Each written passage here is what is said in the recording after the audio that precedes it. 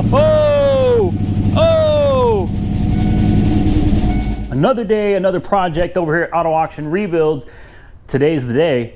I mean, for me, it's like 2 seconds after I recorded the last video, but for you guys, you had to wait like a whole day for this. So today's the day we are going to find out if this thing runs. Now, I didn't cheat. I've made no attempt to start this car. It's exactly as it was in the last video because literally I recorded the last video and then I just immediately pressed record again to start this new series for the next day. I got the jump and carry hooked up. Big shout out again to JNC Jump and Carry for that 1224, man. Link in the description on that as usual when we're having to use this thing. We got it hooked up. We got power. It's up to the car now. I should probably shoot a little starting fluid in it to assist the engine, but yeah, I'm not going to do that. We're just gonna. Oh, there's no key. Great. Gotta find the key. Okay, we found the key. Is it locked up? It might be after all that. Let's find out.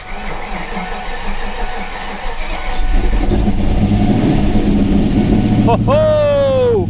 Oh!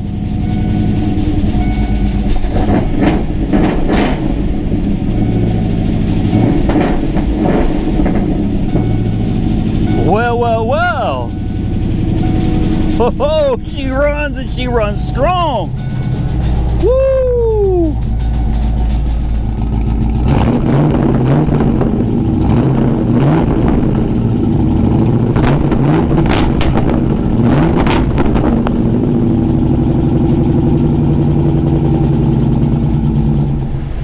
All right, ladies and gentlemen, we're going to call that a wrap. Not for the video. Don't go away.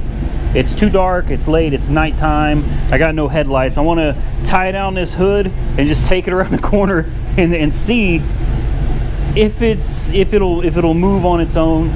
All right, everybody. So before we get any further, I want to point out in 9 of 2012, it showed to have 79,433 miles. Had the oil and filter change, AC leak checked, and battery charging system checked. Then at 5/20 of 13, it had 79,655 miles when it was a total loss the first time. This is important to notice because basically a year has gone by and it didn't go anywhere. 433 miles, 655 miles. So like literally 200 and a few miles over the course of this entire year. Now in 2013, it was a total loss. Then it got totaled again in 2015. So it looks like this vehicle has just sat for many, many years, and I'm going to explain why I believe this car really does have 79,000 miles right now. So there's several things about this car that really make me think it only has 79,000 miles. Like I said in the previous video, I don't think I said anything about the body, but the body is magnificent. The body is almost pristine, as is the top. Obviously, it's been in 2 collisions that deemed it a total loss. But regardless of that, the body lines are they're perfect. So I don't know how it got totaled. Maybe it wasn't a collision the first time. I don't know. It's really hard to say. I guarantee it was a collision this time because we've got some slight bending, some slight tweaking here. Definitely got some tweaking over here.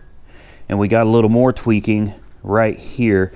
That's something, probably have to leave that to Mike to try to pull this out just a hair. Otherwise, the headlight assemblies, the header panel, everything is going to sit further back in. Nothing's going to line up right like that. So it's something we're going to have to talk to Mike about and see actually what he thinks we should do on this as well.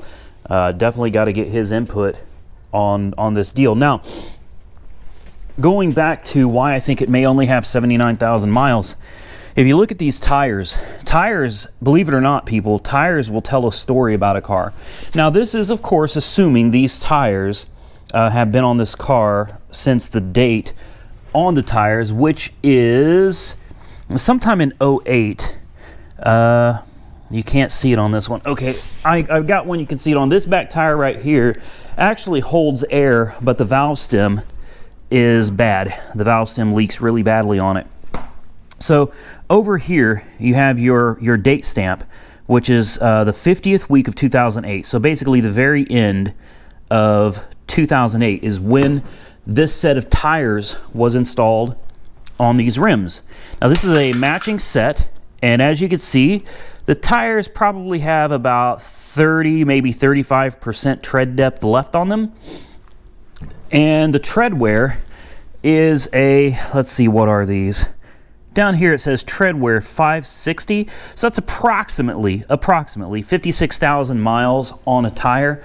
So at 50%, you'd be looking at what, 27 or so thousand miles. So these probably have somewhere around 45,000 miles on them since they were installed in 2008.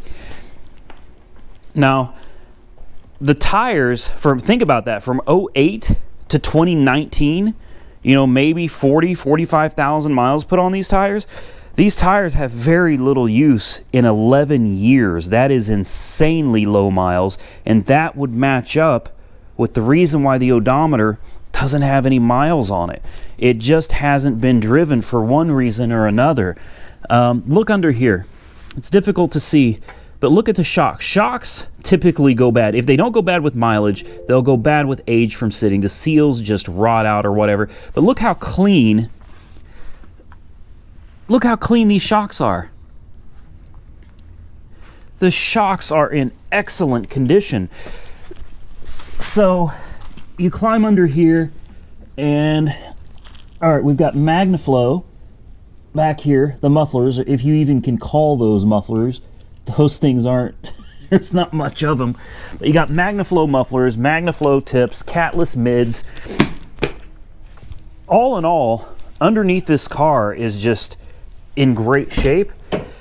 And then there's the interior. Anybody that knows the old Mustangs, I mean Mustangs in general from the 80s and 90s, the interiors are just trash on these cars. But look at this.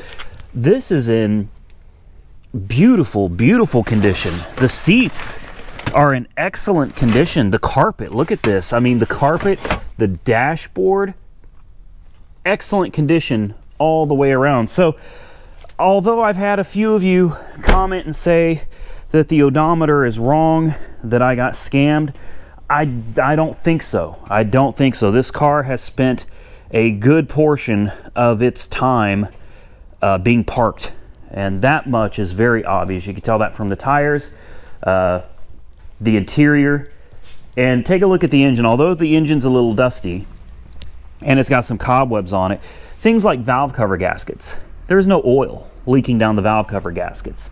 All right, granted, the maintenance on this obviously wasn't very good, but yeah.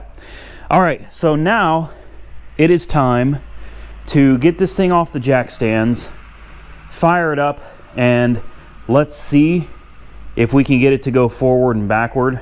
I guess I better remove those chocks. Yeah, let's get this down, let's fire it up, and let's see what we can do with it.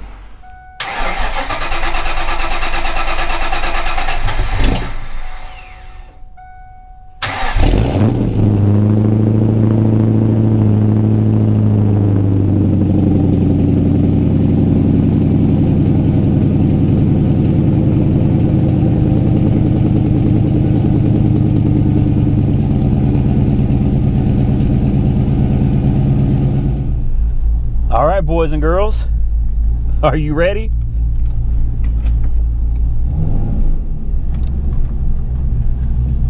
We're about to find out if it runs and drives.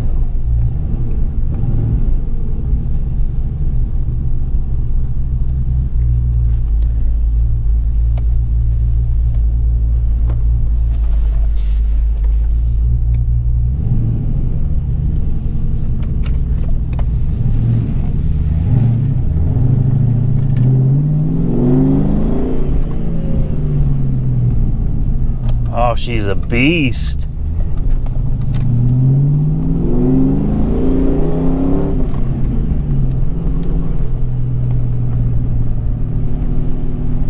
Don't worry, we're not speeding. We're going 25 miles an hour.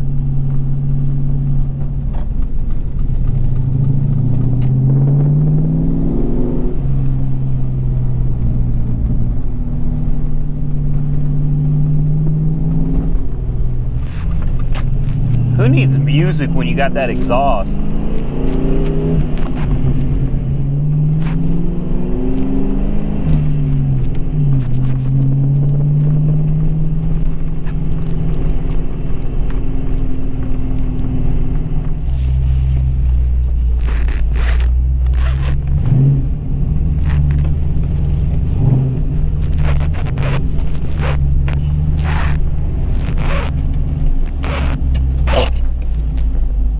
So there you have it. Does it run? Yes. Does it drive? Yes. Is there coolant in it? Yes and no. Yes, there's coolant in it. We're going to talk about that in the next video, though. Yes, it does have coolant in it. Does it have milkshake in the oil? Let's have a peek. That is a resounding no. No milkshake in the oil. So I'm sure a lot of you are going to have opinions, and a lot of you, more of you, are probably going to have questions about how the milkshake got in the oil and why it's running and driving now with no water mixed into the oil.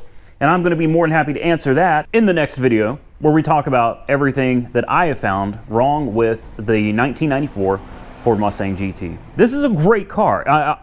I know I say this all the time, and I don't know what it is about some of the cars I get, but this thing literally, the steering wheel tracks straight. It runs strong. This is healthy. This thing is a healthy engine. Runs strong, very solid. The clutch is good. Brakes are good. Like I said, the steering wheel tracks straight. This thing is great. For $1,485 out the door, is it a good deal? I still think it is. I think it is. And I know there's some people that are like, this car is only worth $2,500. Keep in mind that depends on where you live, what your market is. In Oklahoma, drag race central down here, man. People will take these cars, they'll buy them up, and they will immediately pull the engine, soup the thing up, and throw it right back on the track. This is a hot car. Now, I will admit, because it's a convertible, that's going to detract from the race crowd, the people that are going to want to soup it up, take to a racetrack. Those people are probably going to want coupes. It should be interesting to find a buyer for this car. Those of you want to know, are we keeping it? Is this, no. This car is going to be sold. We just haven't figured out what we're doing with it yet. Would it be more profitable to pick it apart and sell it for parts?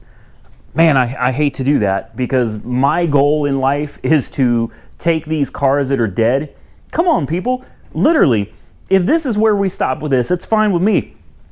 We took a car that's been sitting for at least 3 years, maybe 4 or 5 years. We took a car that was sitting, not running, and we just drove it. We just drove it. This thing's, okay, this isn't the greatest Mustang of all time by any stretch of the imagination, but this is the very first year of the SN95. This is the first year of the new body style Mustang.